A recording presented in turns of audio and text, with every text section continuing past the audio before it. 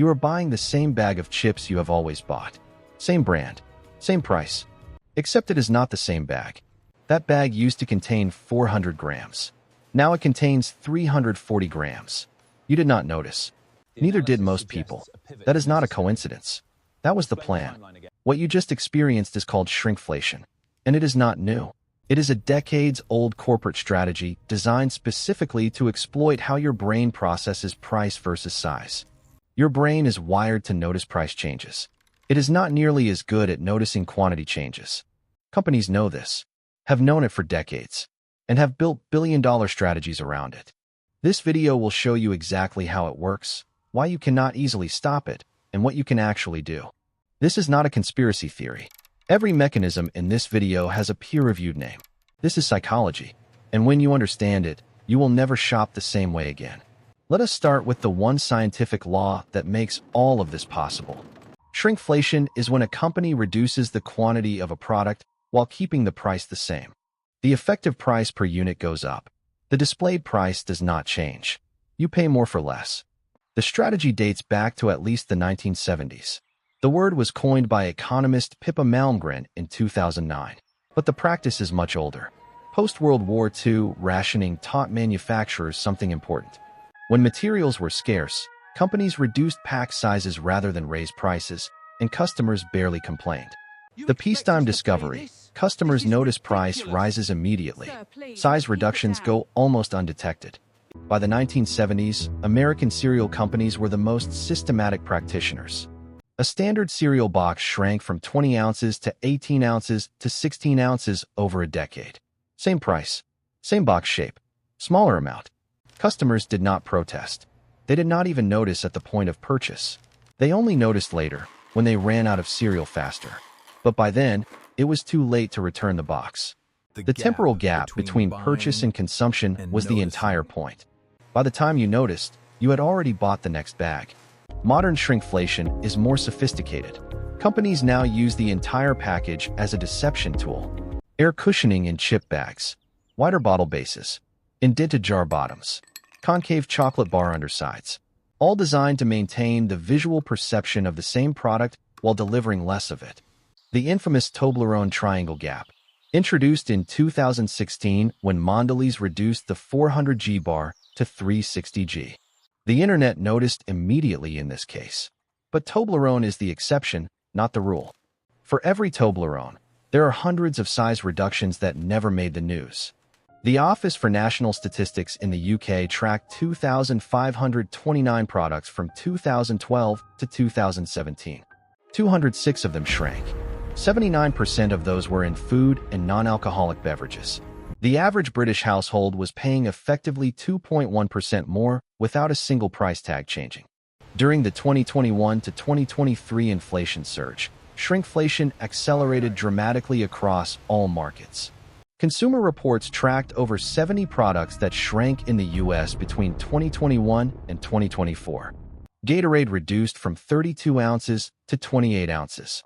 Doritos from 9.75 ounces to 9.25 ounces. Tide from 152 ounces to 141 ounces. In each case, the displayed price stayed the same or went up only slightly. The effective price per unit jumped. And here is what makes this particularly insidious. During an inflationary period, it is invisible. When prices are rising everywhere, the slight reduction in your chip bag never gets noticed. Companies know this. Shrinkflation surges during inflationary periods precisely because cover is provided.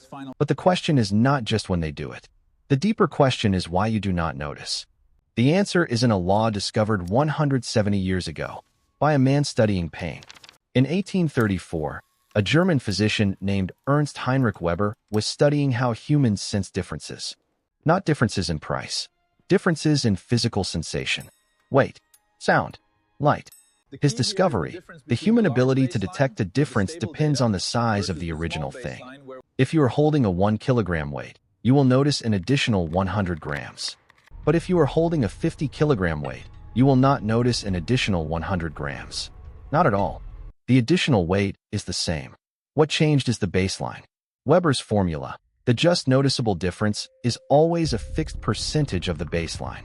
For weight, You need about an 8% change to notice. For sound, 5%.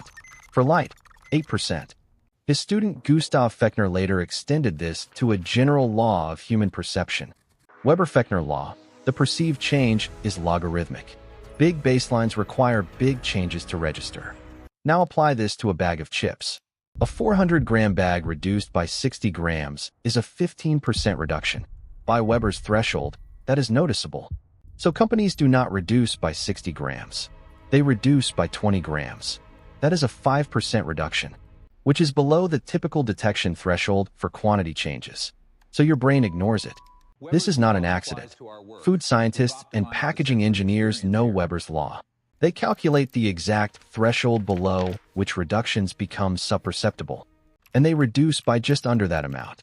Every time, in every product category. Then they do it again 6 months later. Another 5%, still below the threshold. 3 reductions later, you have lost 15% of the product, but you noticed none of them individually. This is sometimes called the boiling frog of commerce. The change happens too slowly to trigger alarm. And there is a second mechanism working alongside Weber's law.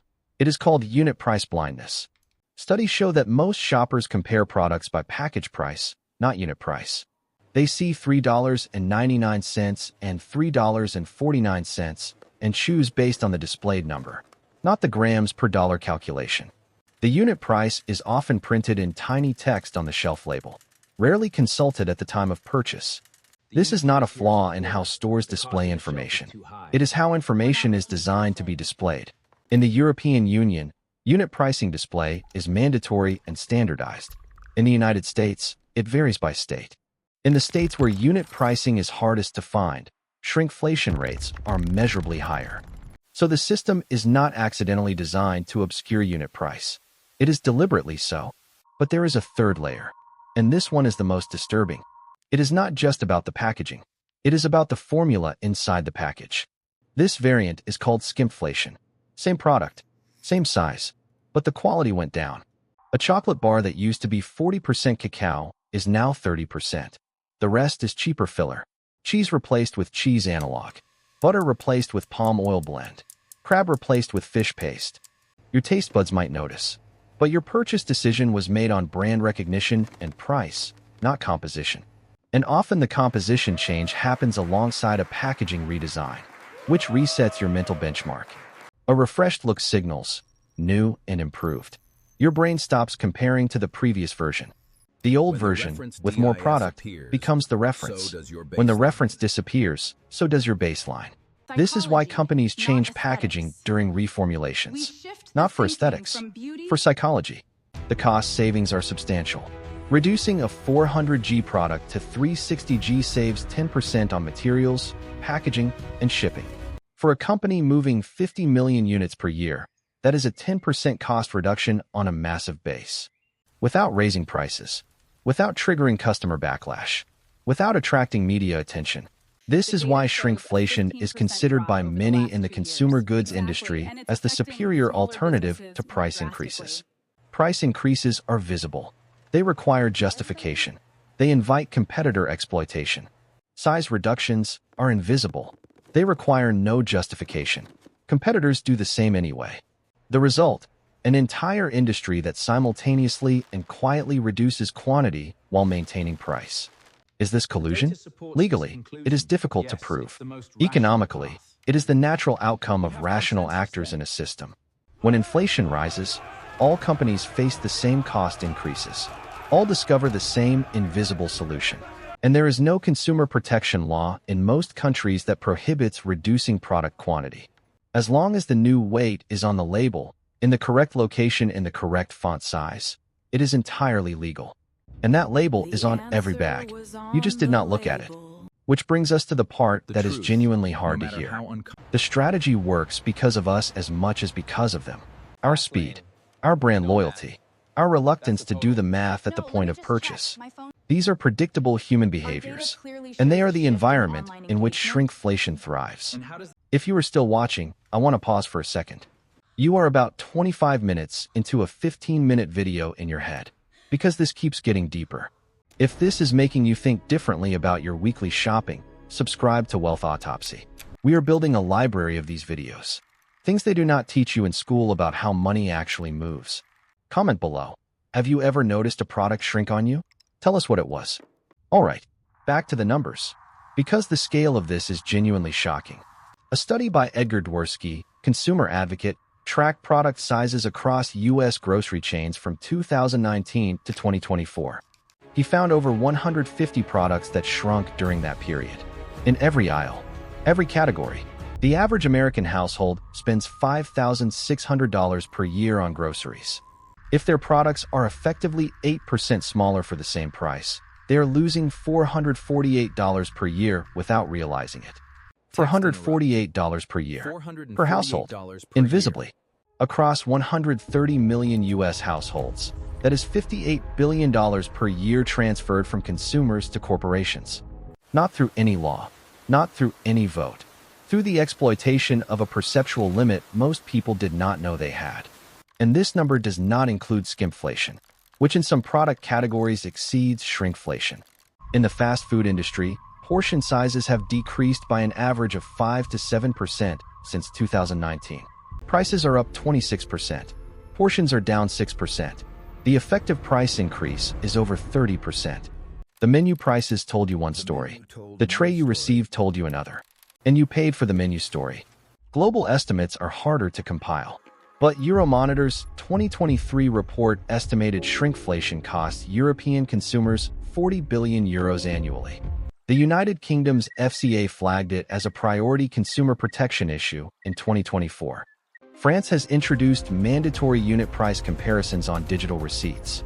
Argentina's government has been fighting shrinkflation since 2023 with mandatory size disclosure labels. In both countries, consumer awareness increased significantly, and several companies reversed their size reductions. This tells us something important. When people can see it, behavior changes. So what can you actually do? Let me give you 4 things, and I will be specific. First, price per unit. Every time. This one habit alone changes your supermarket behavior completely. Most grocery stores print it in small text on the shelf label. It is usually grams per dollar or per 100g. Make it a rule. Before you take any packaged item off the shelf, check the unit price.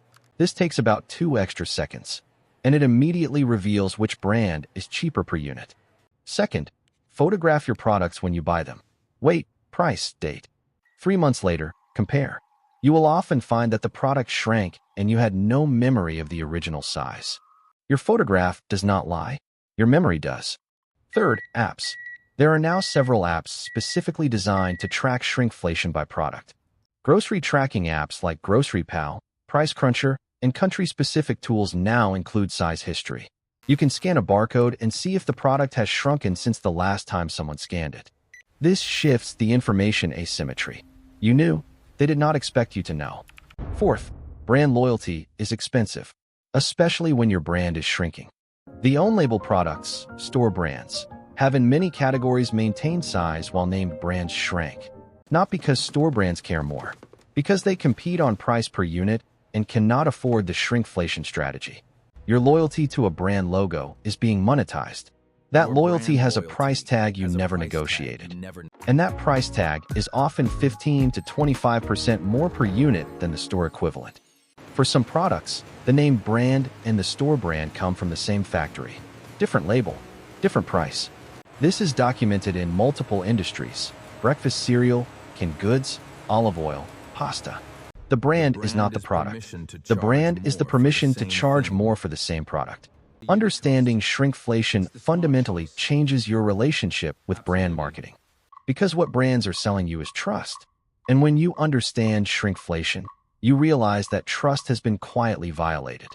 Brands spend billions on advertising to maintain your emotional attachment, and simultaneously spend what they save from shrinkflation on more advertising.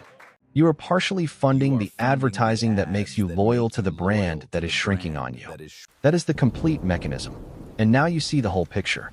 The good news is that seeing the picture is genuinely useful, because the strategy only works on consumers who do not see it. You see it now, which means the 4-second unit price check at the shelf just became the most financially literate thing you can do this week. Let me leave you with 3 things. 1. Shrinkflation is legal, documented, industry-wide, and has been happening since the 1970s. 2. It works because of Weber's law. Your brain has a detection floor, and companies stay just under it. 3. Unit price is the only number that matters, and it is available to you right now. You are not powerless here. You are just operating in a system designed to work against your awareness.